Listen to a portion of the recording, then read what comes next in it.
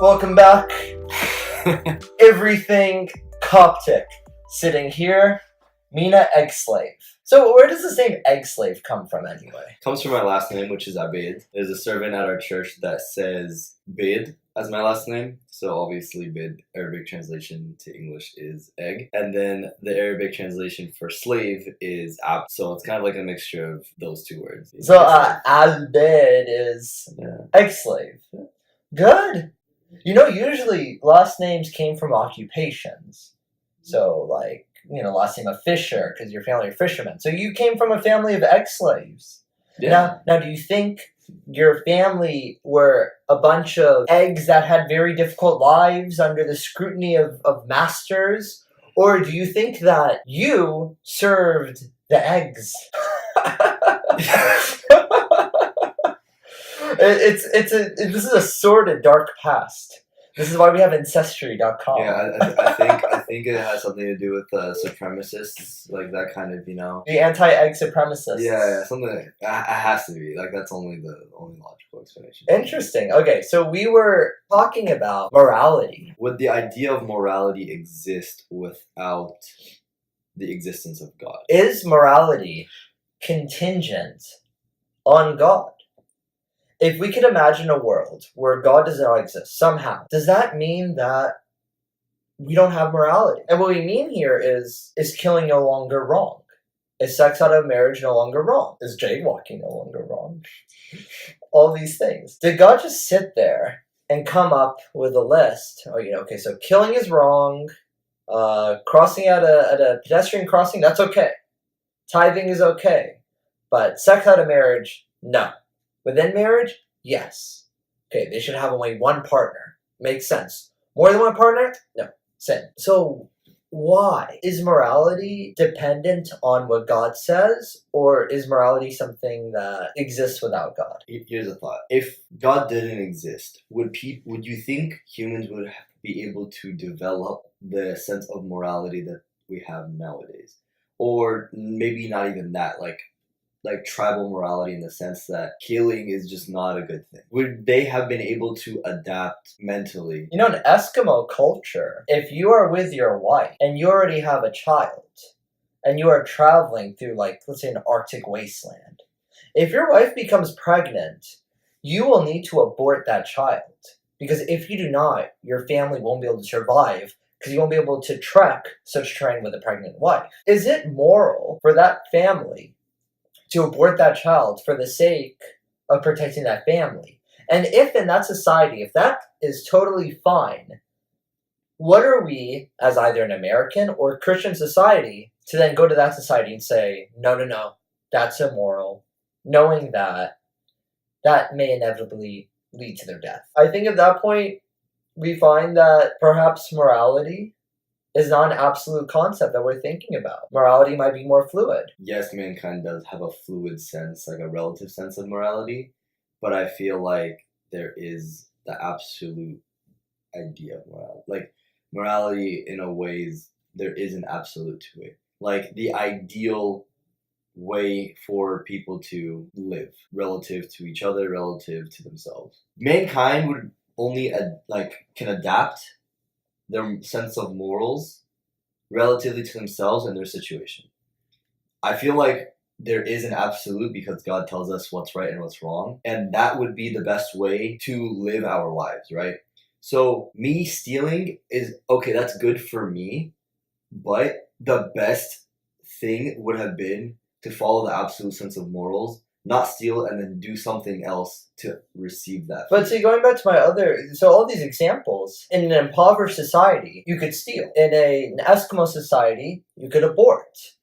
In God's society, now suddenly those things are sin. And it all seems arbitrary. Or at least that's what someone against absolute morality would say. All seems arbitrary. Who's to tell this destitute person or this family? Who's to tell the whole world, hey, you know what, dude? You can't smoke weed. And it seems like if you let me smoke weed, I'd be in a better position. If you let me have sex out of marriage, I'd be a way happier person. But you're saying that for yourself and only for yourself at that time. You don't know what's gonna happen to you in the future for you to look back and say, that was a bad idea. I shouldn't have done that. But shouldn't I have the option and the choice to be able to make those decisions for myself? Yeah, Why of should I course. have anyone tell me, no, this is wrong. This is haram. There's a difference between me telling you it's wrong and do not do it, right? Well, if it's wrong, wouldn't you tell me don't do it? Yeah, but that's me saying don't do it because it's wrong, and I know, like, let's say, like me, I'm telling you, oh, don't do this because I know it's wrong and I want the best for you, right? Because it's me caring for you and I want the best for you. That doesn't mean that you don't have the option, right? Like, you still have the free will to be able to go and to choose whatever you would like to do. Either you listen to me or you don't. But I'm not literally like grabbing you and forcing you. But I feel like God is, because isn't this now blackmailing? Oh yeah, you have free will, but guess what? You're going to hell because you decided to go against me. What the heck? That's not a choice. That's not an option. I either do what you want and go to your kingdom and be your friend, which I don't feel like, or I can do what I want to do, but then you're going to punish me for all eternity? That doesn't sound fair. That doesn't sound cool. I think legally that there might be some implications there. No, right? that's we might have a suit against God. No, that's actually a fair point. But I don't think it's God punishing you for not listening to Him. I think it's you punishing yourself for not following it. Why is that? So, why am I punishing myself? Like an example would be drinking. Okay. Okay. So let's say you just drink all the time and all that kind of stuff, and it's good for you. It's like, okay, God, it's against it's immoral to be drunk all the time, right? But I like doing it, and I'm going to continue doing it. If I get drunk and I do something worse, whatever it could be, that wasn't God saying, okay, because you drink, you're going to do this, or this is going to happen to you. It's your own choice. Like, I got drunk, and now, like, you suffer your own consequences from that. Right. Can we distinguish, though? Consequence of drinking, okay, there can be damage. There can be the stupid drunk text. There could be the stupid drunk behavior. But can we distinguish that from, like, oh, by the way, there's an afterlife filled with hellfire? Like, come on, God, that doesn't seem like a natural consequence. That feels like something that God forced. That sucks. But I don't see, like, I know what you mean, and I'm trying to really understand it from, like, what you're saying. But it doesn't really make sense that as He made the system the way it is, right? And it's like, you don't follow these rules, therefore you go to hell. I don't think that because you don't follow what He wants, that you just get punished. At the end of the day, you kind of choose it for yourself. I choose for myself, but is it really a choice? If it's as if, like, it's the same idea of a consequence. Yeah, if you give me these two objects and say, hey, you can take this nice big one, but this is the picture that came up. Okay, so you can have this one, but if you take it, your whole family's gonna die. You can take this one. If you do, you get a puppy. Guess what? You're not gonna get a choice. You're gonna choose this one as long as you're a sane-minded person. There's no way you're gonna take this one, no matter how nice, no matter how much you want it. You're not gonna take it if you know the consequence is that bad. So then, why do people pick this one then? Because, I mean, people do, right? At that point, you don't have a choice. I'm just saying, if you want to go for this one, you're not given a choice. Well, if you're not given a choice, everybody would be picking heaven and doing good things, right? If you were sincerely not given a choice. Well, at that point, it's because people don't believe it. Because people say... No, people believe it. People believe it and still do it. Sure. I think those people...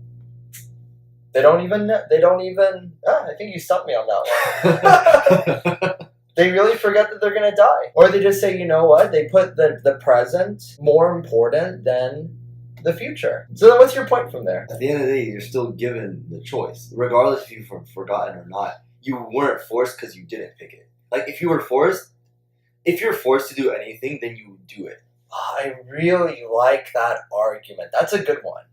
Let's really emphasize that argument. If you really don't have a choice, yet people still pick it, you have a choice. Yeah. And that shows that there is free will. I like that. I wonder how a real atheist would be able to deflect that. Because that's a strong point.